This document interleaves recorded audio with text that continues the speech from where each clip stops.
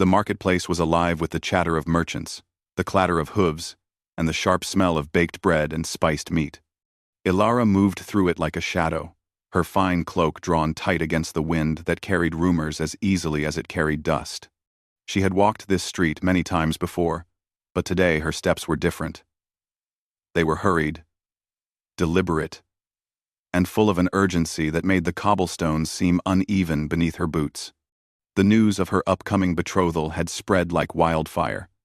The king's advisors had chosen a suitor for her, a man she could never love.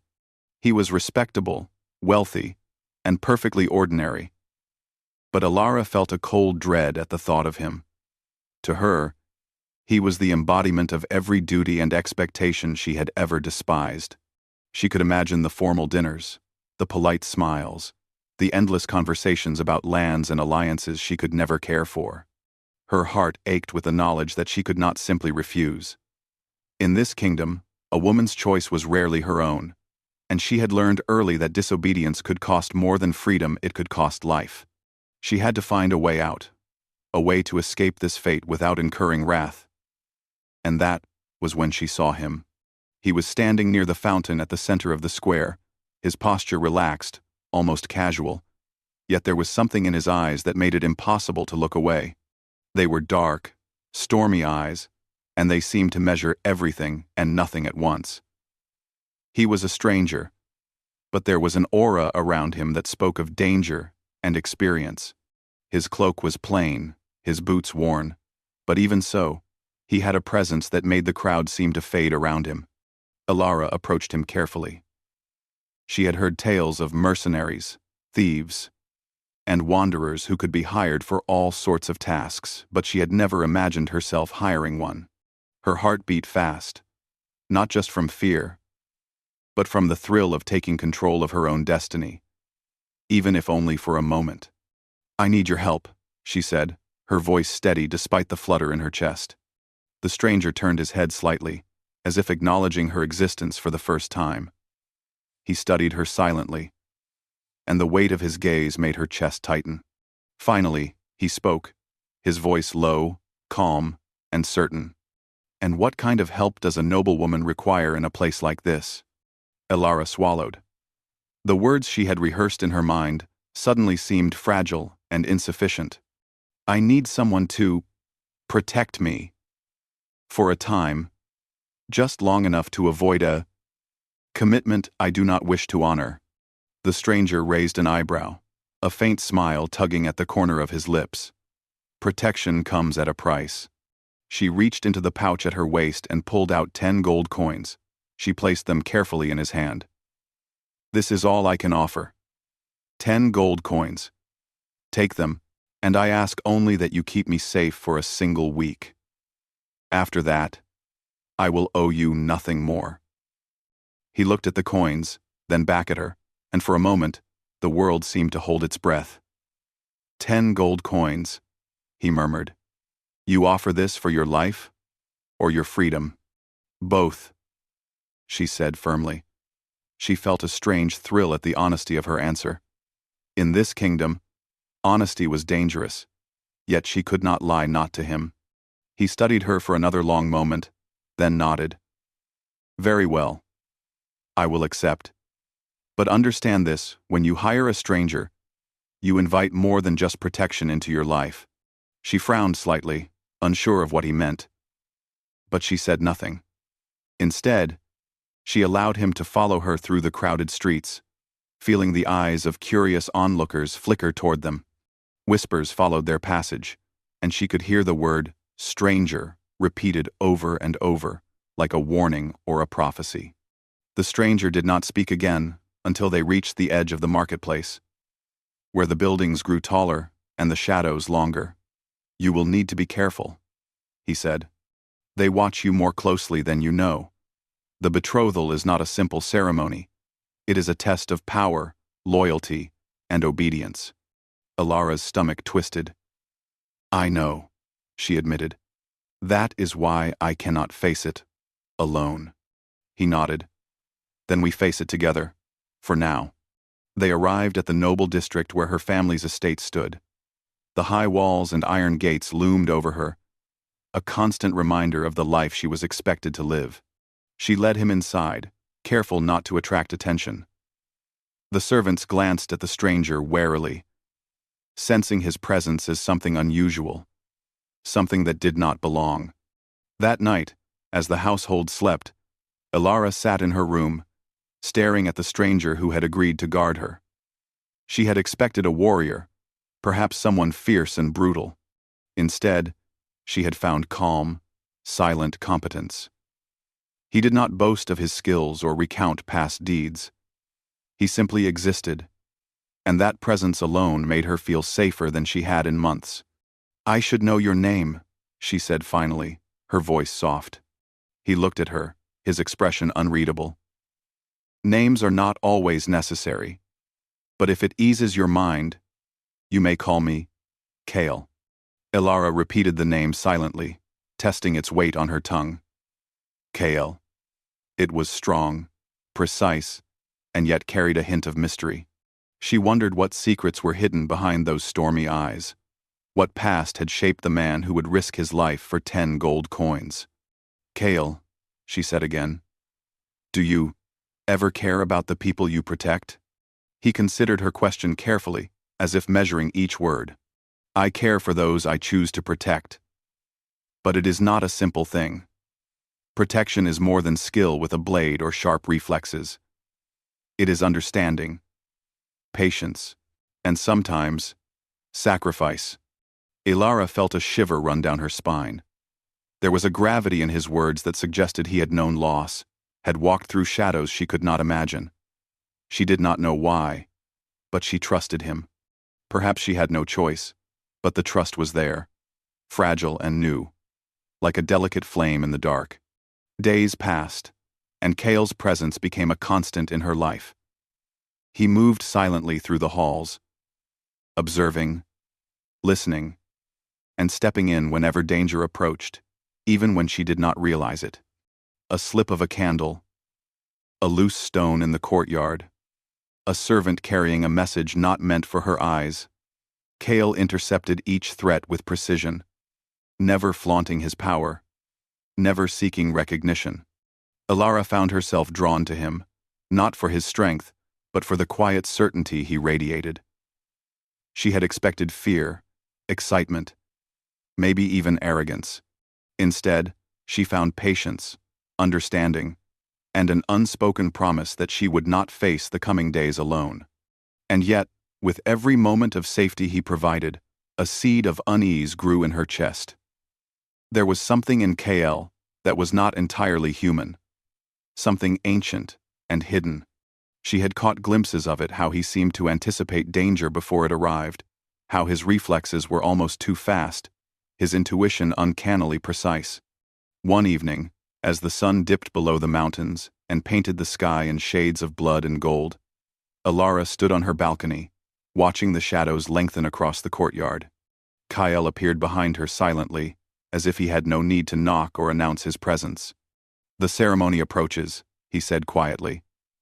"Soon, they will try to bind you, not with chains or words, but with expectation, fear, and magic. You must be ready." Ilara's fingers tightened around the railing. "I am ready," she said, though her voice trembled. She did not want to admit how much fear gripped her. Kale stepped closer, his presence warm against the cool evening air. "Fear is natural," he said. "It is not weakness. It is the warning that tells you what matters most. Use it." Her heart thumped in her chest. She wanted to ask him more, to know more about the stranger who had become her protector, but the words stuck in her throat. She did not know if she dared to ask, or if she could handle the answer. The night deepened, and the stars emerged, glittering like distant flames.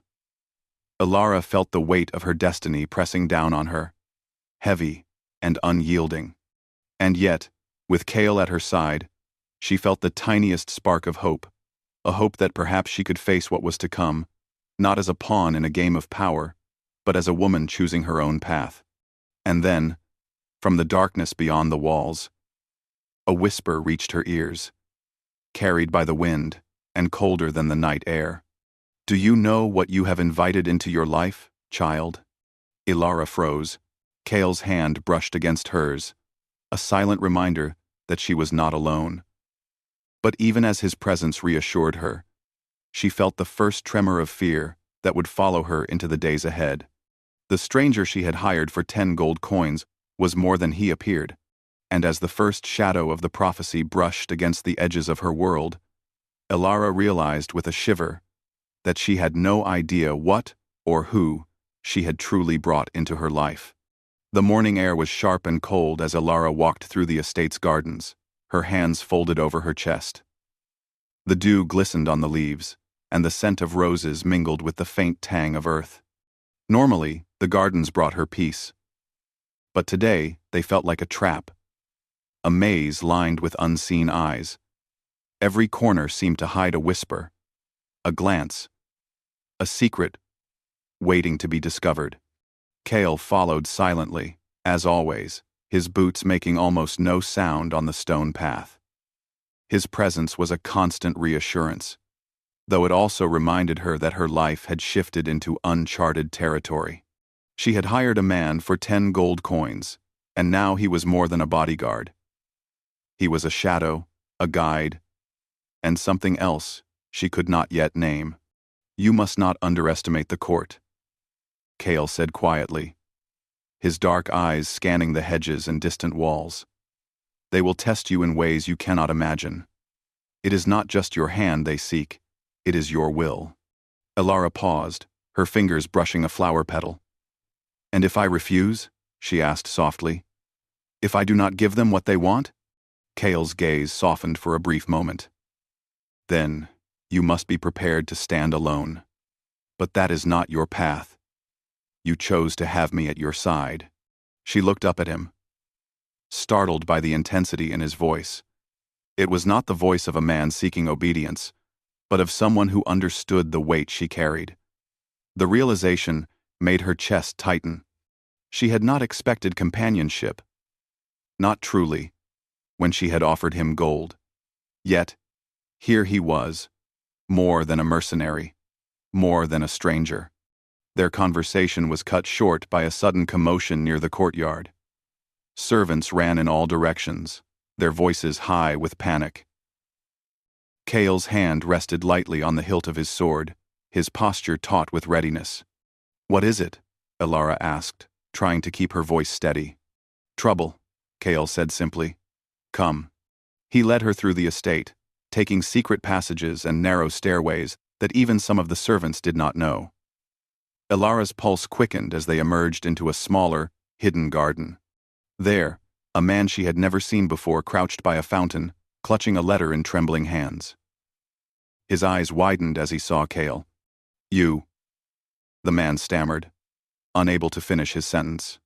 Kale's eyes narrowed. "Step away." The man hesitated, then dropped the letter at Kale's feet. Kale bent, picking it up without a word.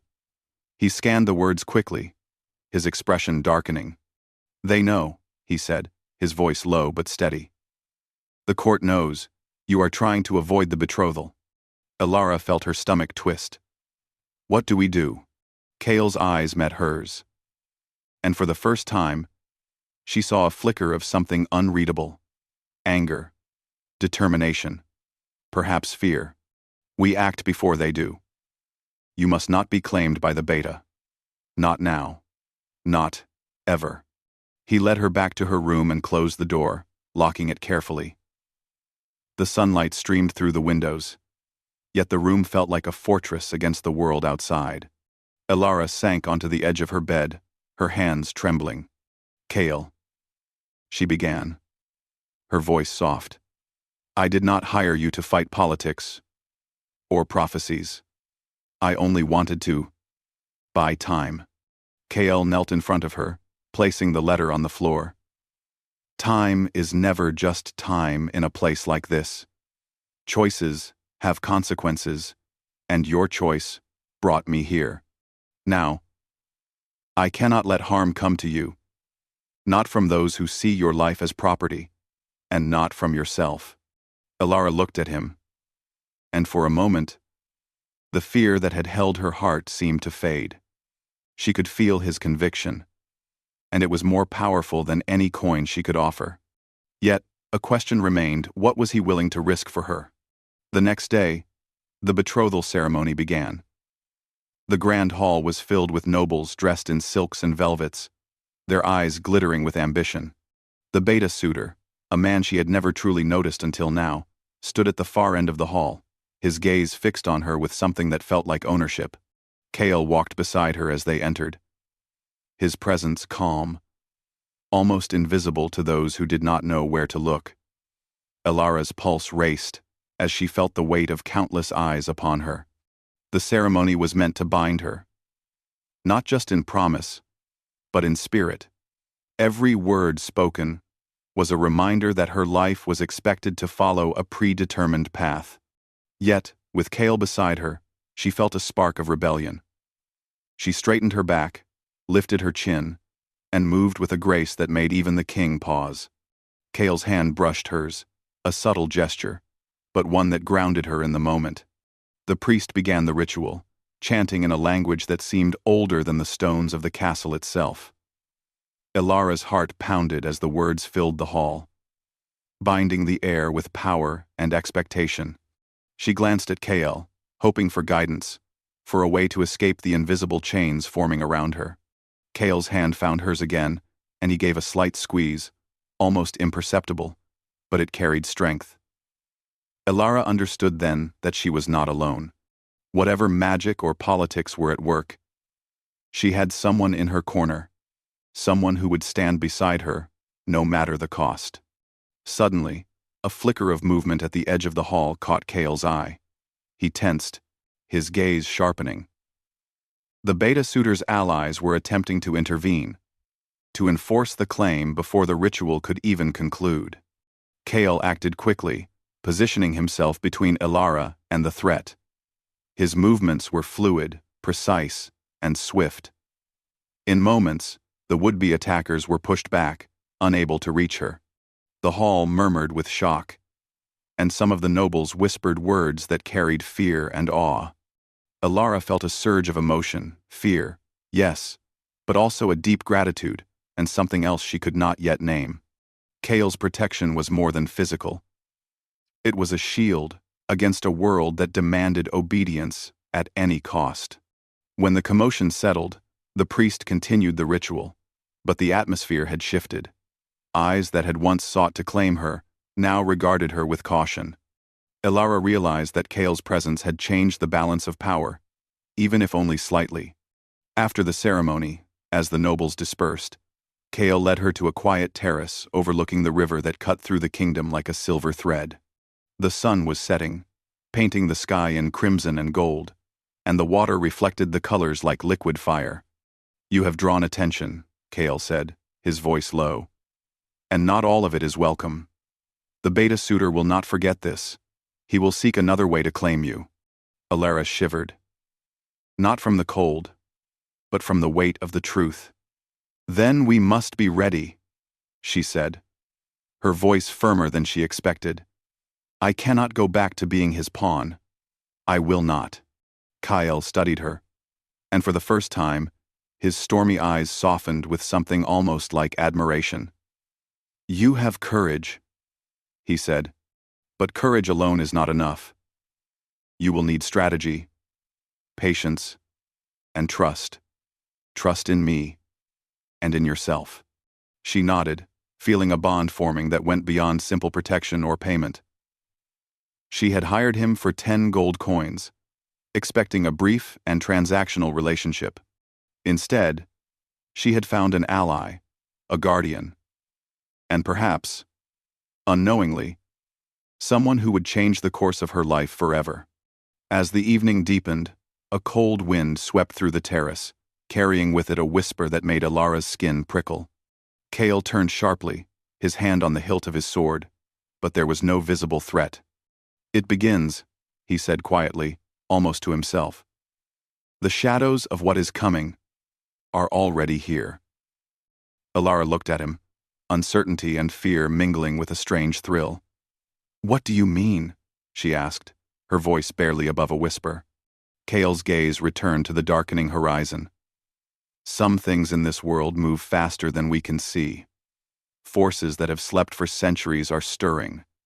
And you, Elara, are at the center of it. Her stomach twisted. She had hired him to avoid a fate she could not accept, but now it seemed that fate had far deeper roots than she had imagined, and the stranger who had accepted her gold for protection was no ordinary man. He was part of something ancient, something powerful, and his presence promised both salvation and danger. Elara shivered as the last light of the sun vanished, leaving the terrace bathed in silver moonlight. She felt the weight of what was to come, yet with Kale at her side, she also felt a spark of hope. The stranger she had hired for 10 gold coins was now her protector, her confidant, and perhaps the only one who could help her navigate the storm that was approaching. The wind carried another whisper, faint but unmistakable, and Elara realized that her journey had only just begun. Whatever lay ahead, courtly intrigue, dark magic, or ancient prophecy, she would face it with Kale beside her. And in that moment, despite the fear, she felt the tiniest glimmer of something she had never allowed herself to feel before: trust. The night was restless. Moonlight spilled across the castle's stone walls, painting long shadows that seemed to move with a life of their own. Elara could not sleep. Her mind raced with thoughts of the betrothal, the strange whispers that clung to her like cobwebs, and Kale, his presence, his gaze, the power that seemed to simmer just beneath the surface. Kale sat across the room, silent as ever, his eyes scanning the darkened corridors. Elara watched him, fascinated and uneasy. She had begun to understand that his silence was not emptiness, it was observation, calculation, patience. He seemed to notice things she could not see, hear things she could not hear, and sense danger long before it arrived. "Elara," Kale said softly, breaking the quiet. "You must not dwell on fear. It weakens the mind. Prepare yourself instead. Tonight, something comes that you cannot ignore." Her hands tightened around the blanket. "What do you mean?" she asked. Kale's gaze met hers, steady and unyielding. "The shadows we spoke of, they move closer. Someone in the court is not what they seem. They seek to claim you, to bend the fate that others have already written for you."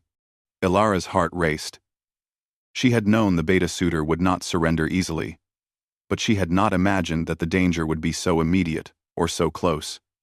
"How will we stop them?" Kale stood and moved to the window, his silhouette strong against the moonlit sky. "We do what must be done.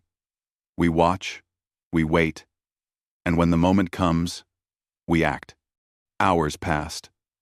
The castle was quiet, yet Elara could not shake the sense of being watched.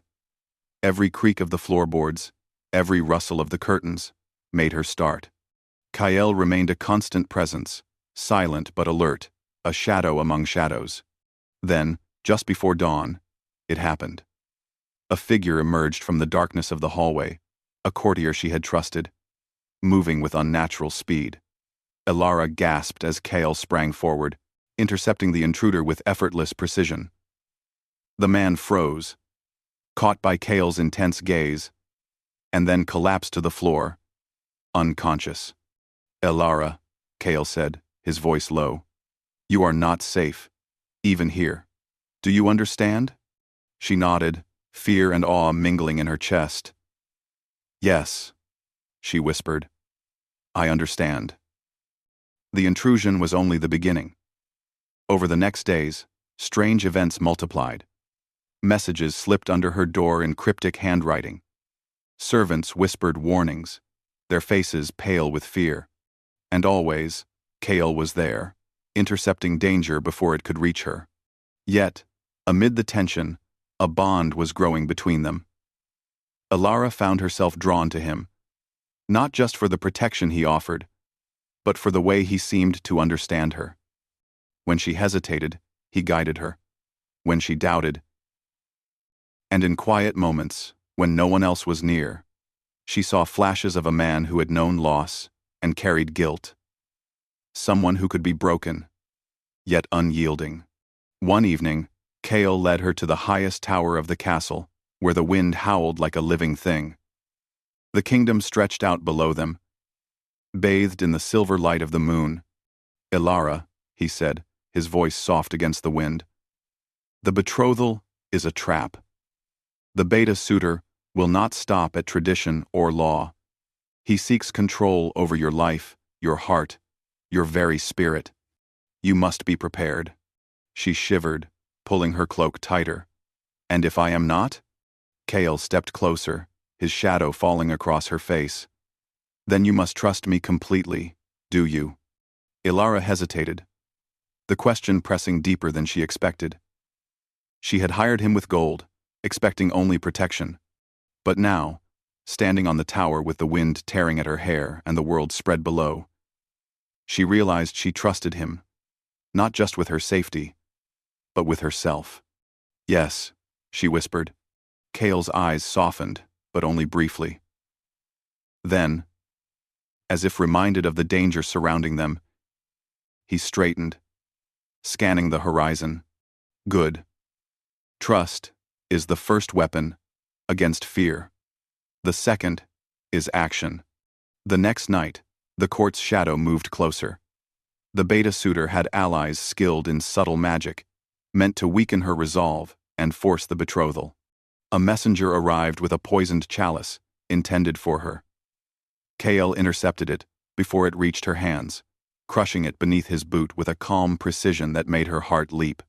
"You see," he said quietly afterward, "they will try many ways. Fear, trickery, enchantment. None of it will work if we remain vigilant." Ilara felt a mixture of relief and anxiety. Each attempt on her safety made her realize just how fragile her position was. Yet, Kale's steady presence gave her courage she had never known. She began to see him not just as a protector, but as a partner in navigating a world that sought to control her. One night, as they patrolled the castle's walls, a cold wind brought a whisper that seemed almost human. Kale stiffened, his hand on the hilt of his sword. "They are close," he murmured. "Closer than I thought." Ilara felt a chill, but Kale's calm steadied her. Together, they moved silently through the corridors, tracing the origin of the whisper. In a hidden chamber, they found a figure cloaked in shadow, muttering in a language older than the stones of the castle. The figure vanished before they could reach it, leaving only a trace of cold air and an unspoken warning. "They are testing us," Kale said, his voice tense, seeing how far they can push before the final move. Ilara's stomach twisted. She had hoped to avoid conflict, to buy herself time and freedom. But now, the danger was unavoidable, and she realized that Kale's presence was not just helpful, it was necessary. As dawn broke, Kale led her back to her chambers. She watched him as he moved through the dim light, every motion precise, controlled, and powerful. She had never met anyone like him, and she was beginning to understand that his abilities were far beyond those of ordinary men. "Kale," she said softly, "who are you really?" He paused, his hand resting on the doorframe. "I am a man who has made mistakes," he said carefully. "I am here to prevent you from making one. And I am not what I seem. But that is not your concern. Not yet." Ilara felt a mixture of frustration and curiosity. She wanted to know everything about him, but she also sensed that some truths were dangerous. "I will learn eventually," she said. "I need to." Kale's gaze lingered on her, unreadable. Then he nodded. "Perhaps. But for now, survive. That is enough." Days turned into weeks. Every day brought new tests, new dangers, and new evidence that the kingdom's shadows were longer and more sinister than anyone could have imagined. Yet, through it all, Kale remained constant, a steady force that kept her alive and, slowly, gave her hope.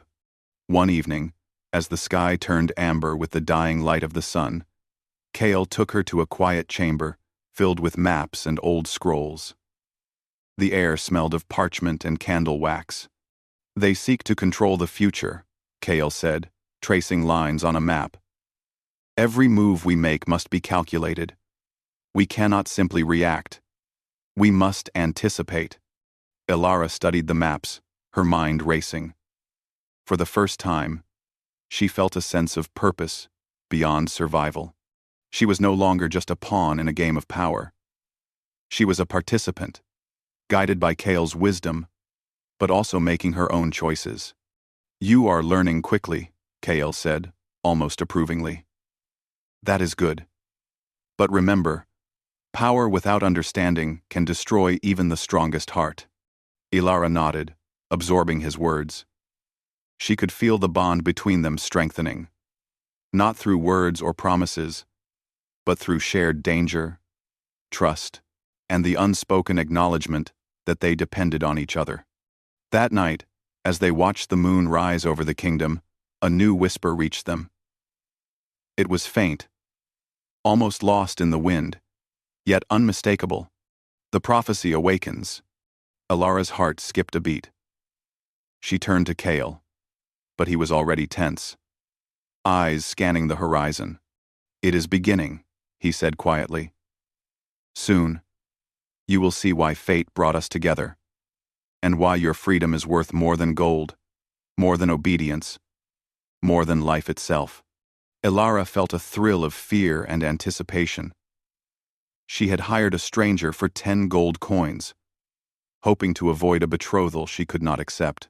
Now, she realized that her choice had set her on a path far greater, far darker, and far more dangerous than she had imagined. And the stranger she had hired, Kale, was not just a protector.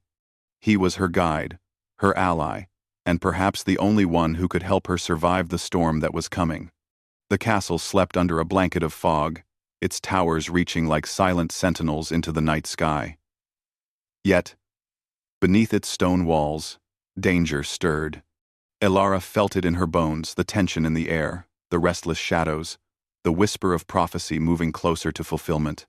Kale stood beside her in the tallest tower, his eyes scanning the horizon. The moonlight caught the sharp lines of his face, and for the first time, Ilara saw the weight he carried. He had protected her through threats she could scarcely name, guided her through the games of the court, and faced dangers most mortals could not imagine. And now, the final test loomed. "Ilara," he said, his voice low, "tonight, you must choose. Not just for yourself, but for the kingdom. The prophecy does not allow for hesitation." Her heart thudded in her chest. She had spent weeks evading the betrothal, avoiding traps, and surviving attacks, but she knew the end could not be delayed any longer. "I understand," she said, though uncertainty lingered like a shadow over her resolve. Kale reached out, brushing a strand of hair from her face. "Then we face it together. Trust in me, and trust in yourself." The halls of the castle were empty as they descended, moving like ghosts through corridors illuminated only by flickering torches. The air grew colder with each step, carrying the scent of old magic and something far older. Something alive. In the central hall, the beta suitor waited. His expression was a mask of confidence, but the tension in his shoulders betrayed the knowledge that the balance of power had shifted.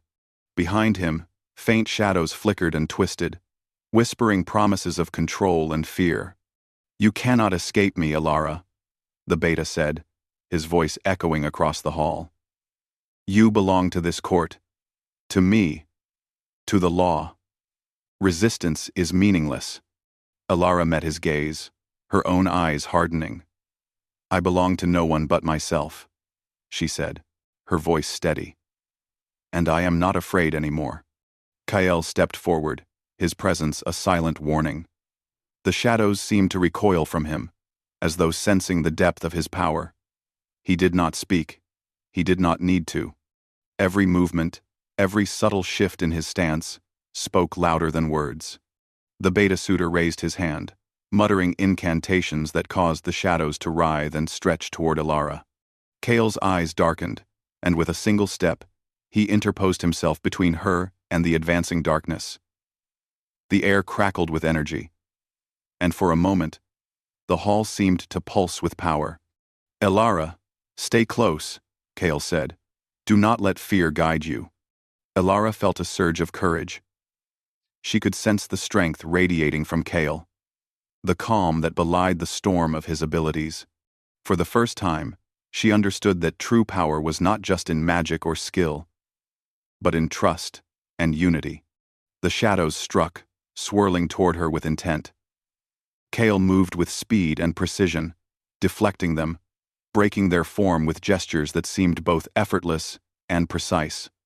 Ilara's heart raced as she watched, realizing that this man, this stranger she had hired for 10 gold coins, was more than a protector. He was a force of nature, a guardian shaped by experience and burdened by past guilt, now using that power to shield her. And then, the beta suitor himself stepped forward, attempting to seize her by force of magic. Kale acted without hesitation, intercepting him with a swift strike that sent the man sprawling across the floor. Ilara gasped, but Kale did not pause. He moved as if guided by instinct, a dance of shadows and strength that left the room vibrating with tension. You cannot win. The beta growled, rising again. The law, the prophecy, the kingdom, they are on my side. Kale's eyes flicked to Ilara. And in that moment, she felt something she had never felt before. Not just protection, but partnership, courage, and certainty. You underestimate her, Kale said, his voice calm but edged with steel. And you underestimate the choice she has made. Ilara stepped forward, her hands trembling but her resolve unbroken. She had spent weeks running, hiding, surviving. Now, she faced the truth. Her life, her freedom, and her heart were hers to claim. And she would not let anyone take them away. The shadows faltered as Kale's presence intensified. Ilara raised her chin, feeling the weight of prophecy and danger, but also the fire of her own determination. This ends now, she said, her voice carrying through the hall.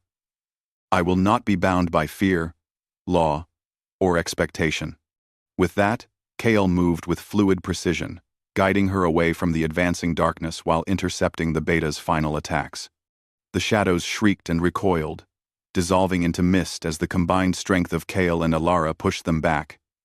The hall fell silent, heavy with the echoes of magic and power.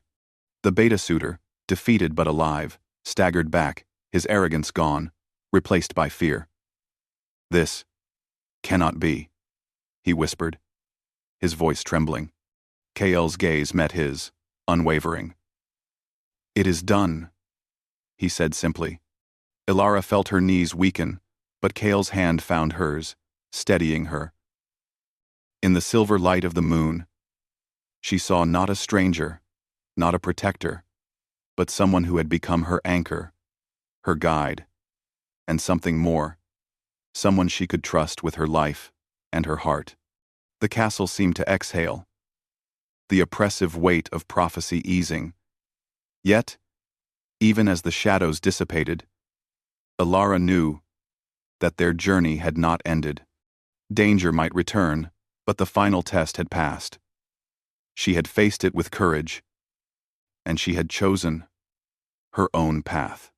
Kale turned to her, his expression softened by relief and something deeper, almost imperceptible. You did well, he said. You did not just survive. You stood your ground. And that is more than most can say. Ilara let out a breath she had been holding, feeling a warmth spread through her chest. Kale shook his head slightly. No. You could. You chose to act. I only gave you the means and the protection. The courage was always yours. Her gaze met his. And for the first time, the words she had kept hidden came unspoken but understood. She did not need to explain. He had seen her fears, her strength, and her heart. And in that moment, they were no longer just employer and protector. They were allies, partners, and something closer than either had expected. The next morning, the court awoke to news of the thwarted attack. Whispers filled the halls, speculations of dark magic and hidden power. Yet, none dared challenge Alara again. She had faced danger, prophecy, and shadows, and she had emerged not just unscathed, but victorious. Kale remained at her side, silent and vigilant. He did not demand recognition or thanks, but his presence spoke louder than any words. The people who once sought to control her now saw that she was not a woman to be bound by expectation alone. In the quiet moments that followed, Alara found herself walking beside Kale through the gardens, the morning sun warming the dew on the flowers. She had thought she was hiring him for gold, to avoid a fate she could not accept. But now she realized that what she had found was far greater, a companion, a guide, and perhaps even love. Born from trust, courage, and shared trials. Alara, Kale said, his voice gentle, you are no longer just the noblewoman who feared her betrothal. You are someone who has faced shadows, defied prophecy, and chosen your own path. Never forget that. She looked at him, a mixture of gratitude, admiration, and something deeper shining in her eyes. I won't, she said, and I don't think I ever could. Kale allowed a small, rare smile to touch his lips. Good. Because the world will not stop testing you. But whatever comes, you are not alone. Alara felt a warmth spread through her chest, a certainty that had nothing to do with gold, power, or obligation. It had everything to do with the man beside her, the trust they had built, and the journey they had shared.